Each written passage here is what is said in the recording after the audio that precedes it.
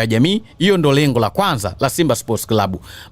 Malengo yao ya pili kwa upande wa Simba, maana yake moja kwa moja ilikuwa ni kuweza malengo ya pili kwa upande wa Simba Sports Club ilikuwa ni kuweza kufanya nini? Ni kuweza kubeba ubingwa wa ligi kuu ya NBC. Hilo ni lengo la pili, si ndio?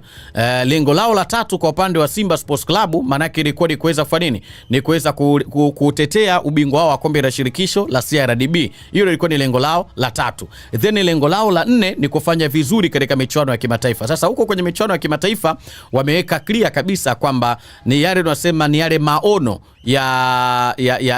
ni yale maono ya tajiri, kwa maana ya kwamba ni yale maono ya tajiri ambayo anamzungumzia Mohamed Dewji Mo, ya kwamba anataka kuweza kutoa ubingwa wa ligi ya mabingwa barani Afrika. Sasa bwana, acheni mimi ni umwage sasa huu usajili. Mchezaji ambao Simba Sports Club sasa bwana mchezaji ambao Simba Sports Club waliyemtambulisha ni mlinzi Kilaka Nathanieli Chilambo. Huyu Nathanieli Chilambo ana uwezo wa kucheza kama beki wa kulia sawa bwana, lakini pia vile vile ana uwezo wa kucheza kama beki wa kushoto. Kwa hiyo Nathanieli Chilambo ni mwana Msimbazi. Sijui naeleweka vizuri kwenye hilo.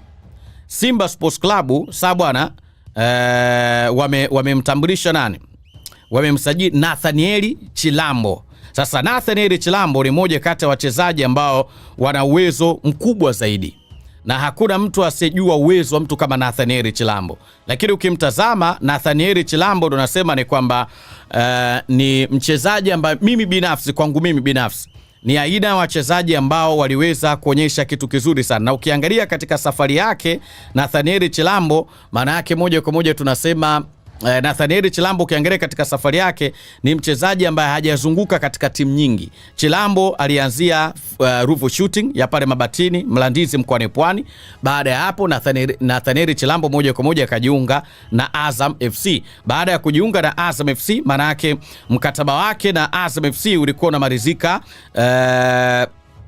ulishamalizika. Maana yake walimuongezea mkataba ambao ulikuwa unamalizika tarehe 30 mwezi Juni 2026. Sasa baada kuonekana kwamba Azam FC hawahitaji kuendelea kubaki naye katika msimu ujao, maana yake moja kwa moja Simba Sports Club waliongeza ushawishi wa kuweza kuhitaji huduma ya mtu kama Nathanieli Chilambo ili kuweza kuwa naye katika timu yao. Hicho ndio kitu ambacho Simba Sports Club waliweza kukifanya. Lakini pia vile vile ukimwangalia Nathanieli Chilambo, tunazungumzia ni aina ya wachezaji ambao uwezo wake ni mkubwa zaidi ndani ya uwanja. Licha ya kwamba unajaribu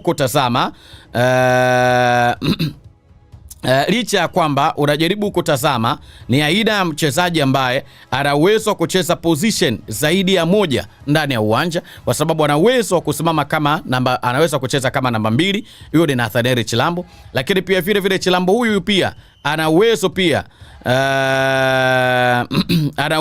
vile vile wa kuweza kucheza kama fullback wa kushoto. Huyo ni Nathanieli Chilambo. Lakini sasa ukijaribu kutazama kwa upande moja kwa moja wa Simba Sports Club, maana yake tunazungumzia katika eneo la fullback wa kushoto, maana yake hapo tunazungumzia mchezaji kama nani? Kwenye eneo la fullback wa kushoto maana yake unazungumzia una mtu kama Shomari Salum Kapombe yuko pale, si ndio? Lakini pia vile vile ukiachana Shomari Kapombe, una mtu kama David Kameta Duchu, ni miongoni mwa wachezaji ambao kimsingi naye pia vile vile yuko pale, David Kameta Duchu. Alafu after then unakuja kumuongeza na mtu kama Nathanieli Chilambo. Sasa Nathanieli Chilambo anaweza akapata nafasi kwenye kikosi cha kwanza cha Simba Sports Club, lakini ili aweze kumshawishi zaidi mwalimu kwenye kupata nafasi ya kucheza kwenye kikosi cha kwanza, maana yake kuna kazi kubwa zaidi anapaswa kuweza kuifanya katika uwanja wa mechi.